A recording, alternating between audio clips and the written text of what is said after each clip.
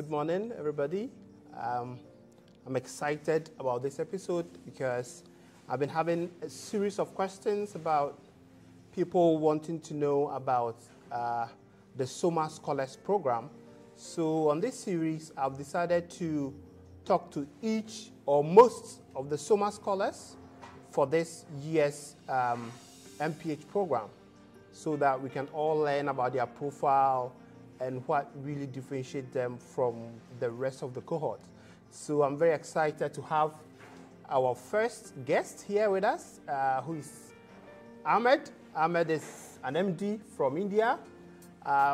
So we're going to talk about Ahmad, learn about his journey, and then see how he was able to get the Sommer Scholarship. So Ahmad, good afternoon and welcome to the Scholars Table. Good afternoon. Thank you so much for the kind introduction. I'm excited to be here and look forward to seeing what we can discuss about the scholarship and life at Hopkins in general. Great, great. So I know like Hopkins has a very huge Indian community. For someone who doesn't know how the cultural or the educational system of India is, can you tell us a bit about your background while in India, from your undergraduate all the way to your interest in research before Hopkins? Yeah, thank you for the question. So I was born in a small town called Aligarh. It's in northern India, close to the capital of the country, Delhi.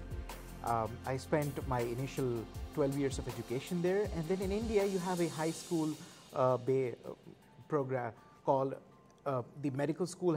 The exam is called NEET. And basically for the NEET, around 1.8 to 2 million people sit the exam, and amongst the top 50,000 scorers, you get a choice of your college. So I wrote the exam and I went straight from high school to medical school, finished medical school from a place called Lucknow. And so during all those years growing up, there was always this dream of studying at Hopkins, you know. And I still remember in class 10th, I wanted to prepare for the SAT exams, which are required to get into college in the US. But then I looked at the tuition fees in undergrad in the US, and it was frankly unaffordable. I could never pay $50,000. So in South Asian culture, as you referred to, there is a very strong focus on education, higher education, and particularly the pursuit of excellence. There is a very clear hierarchy of fields and specialties, and I'll be honest, maybe we should reconsider that, but STEM and medicine does come at the very top, you know. If you that is how it is, you know. If you're Indian, you know, doctor or lawyer and engineer is the preferred thing, and then everything else comes. So I think I did well in school, and parents wanted me to go to medical school, and I said, okay, all right. I went to medical school at King George's Medical University. So I think, So if we want to assess, for example, King George Medical School in terms of, for example, say the well-known medical institution in India, where will you place it? Yeah, so the great part is the government has done this for us, and so they publish their national rankings every year, and amongst the over 500 medical schools there are, King George's Medical University always ranks amongst the top 10 in general. Yeah, so that's pretty much a very, very reputable institution in India. That's good. But I mean, post medical school, what were some of the things you did before you transitioned to Johns Hopkins for your MPH? Right. So during medical school, I came to the US in 2019 on a government funding called the Khurana Scholarship, and it basically allowed me to do a research internship at the Department of Neurosurgery at University of Wisconsin-Madison. Thankfully, I came in summer, so I really enjoyed Madison, and I loved how closely academia was integrated with the clinical aspect of things, and I wanted that kind of life for my own practice, and that something, it was so aspirational. In India, it was extremely hard with the clinical burden to have an active academic setting.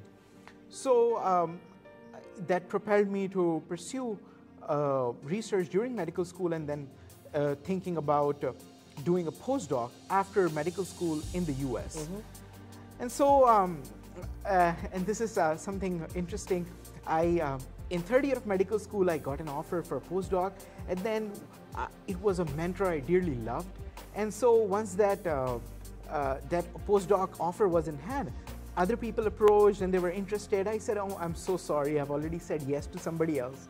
But then as I was just about to graduate medical school, you know, something happened at that department, and the leadership of the department changed. And the department said, "We are so sorry, all the promises that were made could not be honored."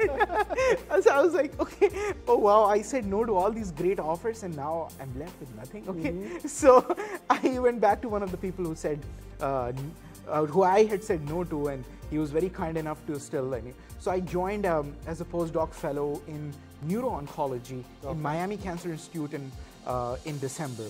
So I graduated from med school in September, and immediately after, takes a couple of months to do the visa, and I joined doing clinical research, and especially involvement in clinical trials at Miami Cancer Institute. Wow, that seems like, even right from medical school to be engaged at that level of research seems to be a very interesting journey. But I want us to also pivot a bit to how you decided to pursue public health. So what really was the motivation for you to think about, I think I need a master's in public health, and I think it has to be a school outside of India?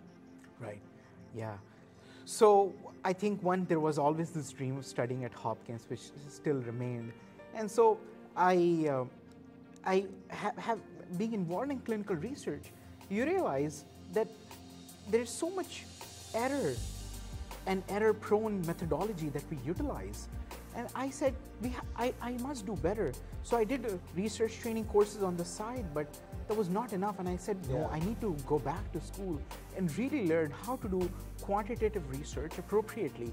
And I felt that, you know, having an MPH with particular focus on epidemiology and biostatistics was going to be, I think, very meaningful for me on this journey.